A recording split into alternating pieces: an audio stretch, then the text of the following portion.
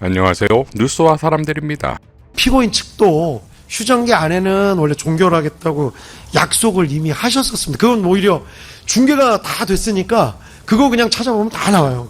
피고인들께서는 모두 헌법과 법률을 준수하고 평생을 국가를 위해서 이제 헌신하신 신뢰가 있는 분들이잖아요. 피고인들 본인들이. 그리고 변호인들도 이제 그런 분들을 변호하시는 신뢰가 있는 분들이니까 그런 약속을 이제 재판부에서도 어느 정도 좀 믿고 있고, 또 이거 중계가 되고 있고 방청석도 계시지만 뭐 국민들께서도 그거를 믿고 계시지 않을까, 그런 생각이 좀 듭니다. 지금 윤석열 대통령의 변론을 모두 비몽사몽인 상황에서 그 중요한 변론을 하라는 것은 좀 저희로서는 중요한 변론을 그 시간에 한다는 것은 좀 맞지 않다고 생각이 됩니다. 하고 싶은 거 다 하라 이렇게 예고를 했었잖아요.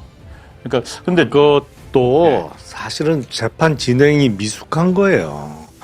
그게 지금 피고인이 8명이란 말이에요. 예. 그리고 뻔히 그 어떻게 나올지가 예상이 돼. 예. 그러면 미리 하고 싶은 말 다 하라가 아니고 피고인별로 변호인들은 최후 변론을 뭐 예를 들어서 30분, 뭐 1시간 이내로 좀 정리를 해달라. 그렇게 준비를 해달라고 얘기를 해야지. 저거 보면 오늘 자정 무조건 넘기고 자정 넘기면서 그 중단하고 내일이고 모레고 기일 잡아서 그 또 하자 이렇게 나올 거예요. 윤석열 내란수계 결심 공판이 연기되자 희대의 법정판 필리버스터라는 말이 나왔습니다. 송영길 대표는 햇짧은 내란범들의 봉숭아학당 법정, 윤석열 등 결심 연기, 법정 필리버스터, 곽수산 재판장 판결이 내려지기를. 김상수 작가는 이 재판의 과정을 녹화중계TV로 보는 대다수 시민들, 국민들은 충격을 받았을 것이다. 재판이, 더구나 국가 반란 내란 단죄 심판 재판이 이렇게 어수라고 한심하고 어설프게 진행될 수 있는 것인가. 재판장 주기현이 재판 시작에서 프로와 아마추어 차이를 말하는데, 프로페셔널한 전문성은 고사하고 아마추어리즘의 진지한 정신이나 태도에는 전혀 미치지 못하고 열등하고 저열한 미숙한 비전문성 수준의 인간들이 진흙탕에서 싸우는 개싸움의 이전 투구 현장을 보는 것이다. 법정은 엄정한 곳이 아니고 법비들의 법의 농간질 장으로 비쳤다 라고 비판했고, 이태경 토지자유연구소 부소장은 살다 결심 공판에서 필리버스터를 하는 내란수계를 다 본다 라고 일갈했습니다. 이날 법정 밖에서의 모습은 임태훈 군인권센터 소장의 글을 보면 짐작이 갑니다.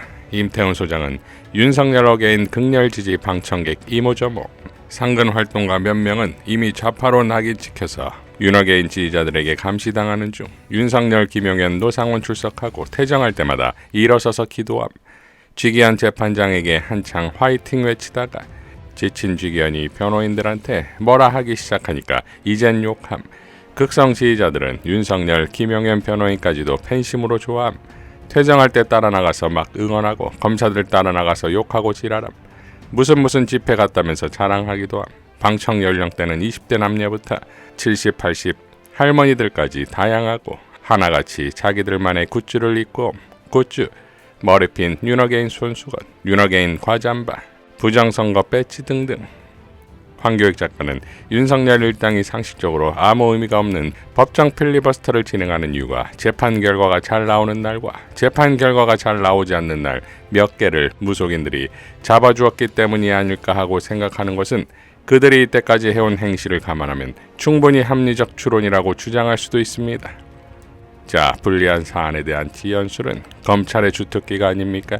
김영민 의원은 검찰개혁을 반대하는 세력이 사용하는 가장 은밀하고 세련된 방법이 시간 끌기입니다. 쟁점을 많이 만들고 추가 논의가 필요하다고 하면서 개혁이 가능한 시기를 넘겨버리는 것입니다. 그 사이에 검찰은 새로운 사건으로 국민들의 눈을 돌립니다. 자, 그리고 윤석열과 더불어 한동훈에게 고소당한 이호선 위원장의 입장에서도 시간 끌기라는 말이 나옵니다. 이호선 위원장은 자신의 블로그에 다음과 같이 밝혔지요. 고소의 본질은 진실규명 회피와 시간 끌기를 위한 법적 공세. 한동훈 전 대표의 고소는 당무감사위원회의 정당한 조사 활동을 위축시키고 본 사건의 핵심 쟁점에 대한 진실규명을 회피하려는 시도로 판단됩니다. 본 조사의 핵심은 단순한 댓글 내용이 아니라 명의 도용 등을 통해 1인 1일 3회 제한을 우회하여 당원들의 동등한 발언 기회를 침탈하고 민주적 공론 형성을 왜곡했는지 여부가 핵심이고, 한동훈 전 대표가 주장하는 자료 조작은 사실도 아닐 뿐더러 사건의 쟁점 중 부수적, 부차적인 것입니다.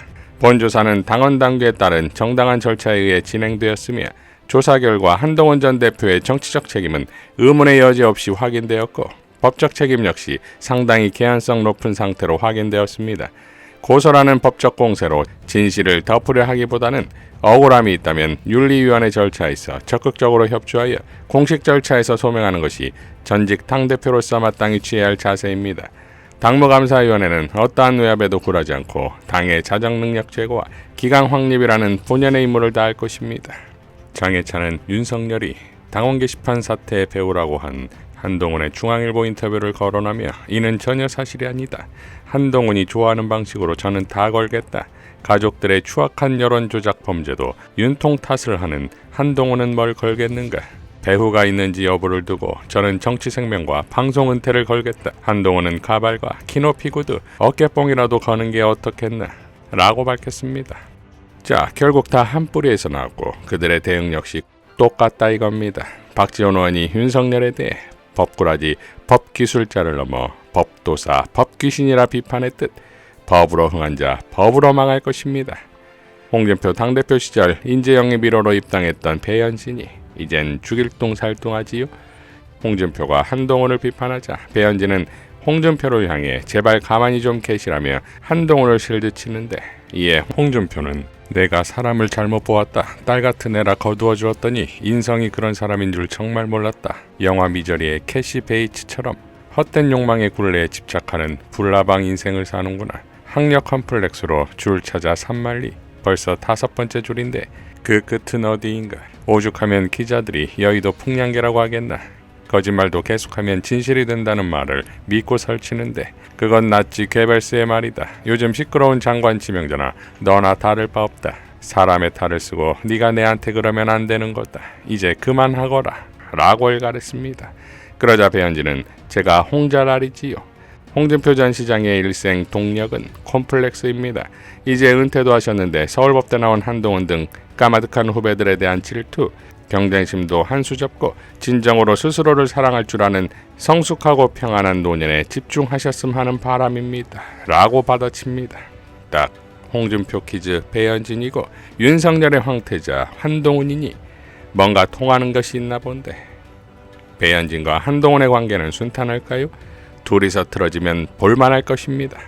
이상 뉴스와 사람들이었습니다. 시청해 주셔서 감사드립니다.